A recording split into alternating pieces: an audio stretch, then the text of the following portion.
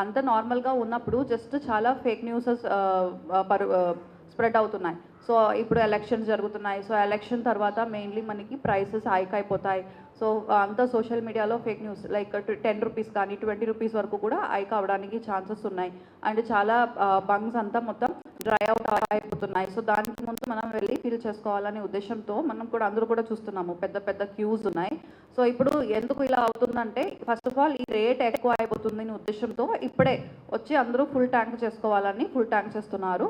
And ఇంకా ఒకటి dry out అయిపోతుందని. యాక్చువల్లీ మనం ఫుల్ ట్యాంక్ ఎక్కువ చేసుకుంటున్నాము అండ్ అన్నెసెసరీగా ఈ మన బైక్స్ కానీ కార్స్ కానీ వెహికల్స్ మాత్రం కాకుండా అందరూ మనం చూస్తే చాలా న్యూస్ క్లిప్పింగ్స్లో కూడా చూస్తున్నాము. అండ్ మేము పర్సనల్గా కూడా చూస్తున్నప్పుడు చాలా క్యాన్స్ టిన్స్లో కూడా వచ్చి ఫిల్ చేసుకుని వెళ్ళిపోతున్నారు. సో ఇది అంతా యాక్చువల్లీ క్యాన్స్ టిన్స్లో it is not allowed at all first of all.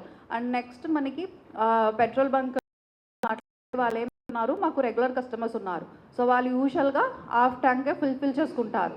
వాళ్ళు ప్రతిసారి మన దగ్గర వస్తారు, హాఫ్ ట్యాంక్ ఫిల్ చేస్తారు. కానీ ఇప్పుడు ఈ సిచ్యువేషన్లో మాకు అందరికీ ఫుల్ ట్యాంక్ కావాలి, ఇంకా కూడా క్యాన్స్లో పట్టుకు వెళ్ళడం ఇలాంటిదే ఎక్కువ పెరిగిపోయింది.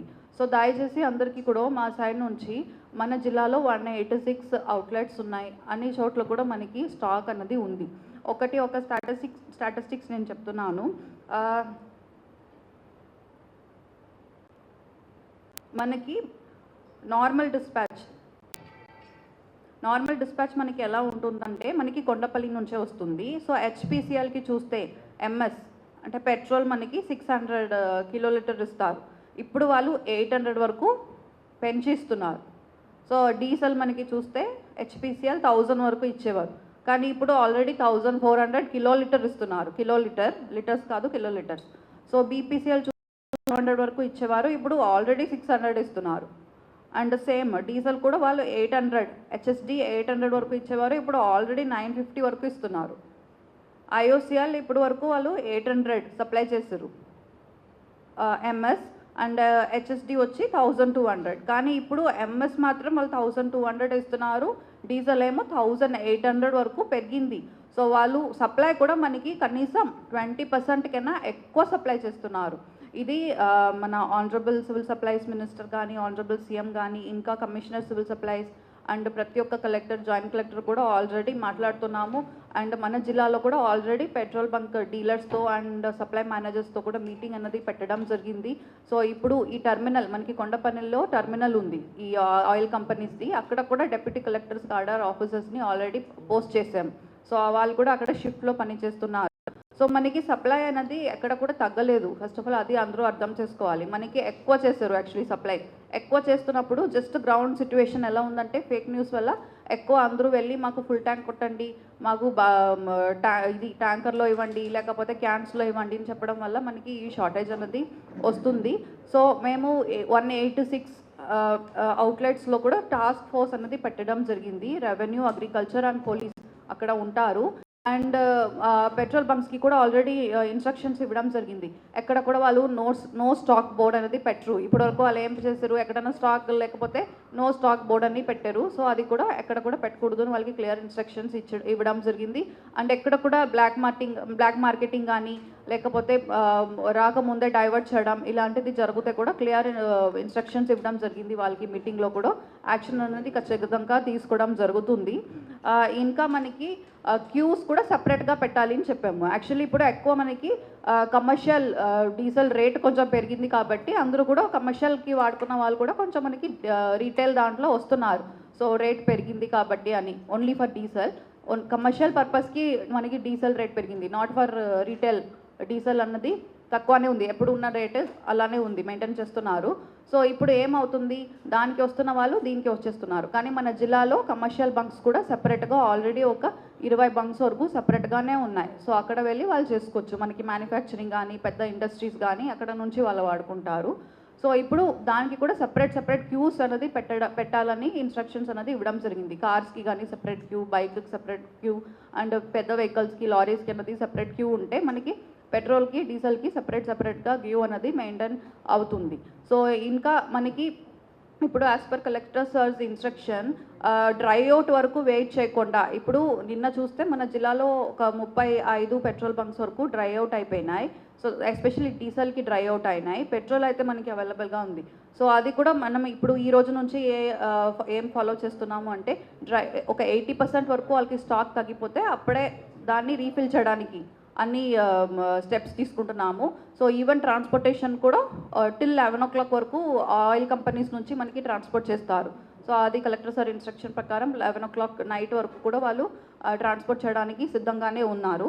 సో దానివల్ల మనకి డ్రై అవుట్స్ కూడా రాకుండా చూసుకోవడానికి యాక్షన్స్ అన్నది తీసుకోవడం జరుగుతుంది. ఒకటి ఫేక్ న్యూస్ మనకి స్ప్రెడ్ అవుతాయి. ఈవెన్ మినిస్ట్రీ ఆఫ్ పెట్రోలియం కూడా రెస్పాండ్ అయ్యారు. నేను అది మీకు చూపిస్తున్నాను. Just fake news alert, petrol diesel price may arise 25 to 28 per liter అని ఆఫ్టర్ పోల్ అని చాలా ఫేక్ న్యూస్ స్ప్రెడ్ అవుతుంటే మన ట్విట్టర్లోనే even ministry of petroleum clarify చేశారు. So there are some news reports suggesting a price hike of petrol and diesel. It is hereby clarified that there is no such proposal under consideration by the government.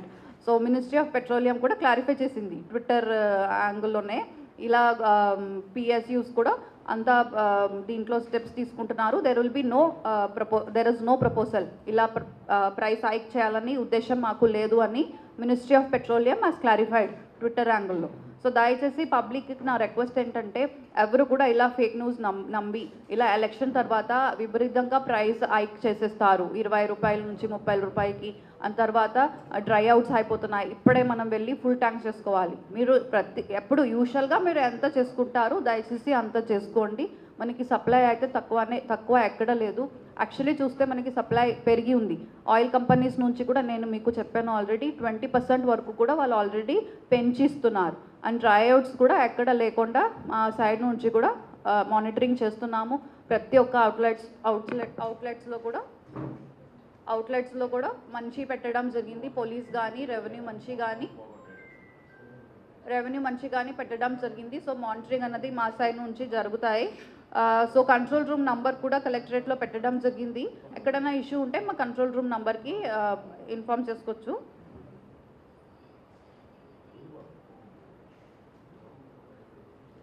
Collectorate control room వచ్చి 9154970454.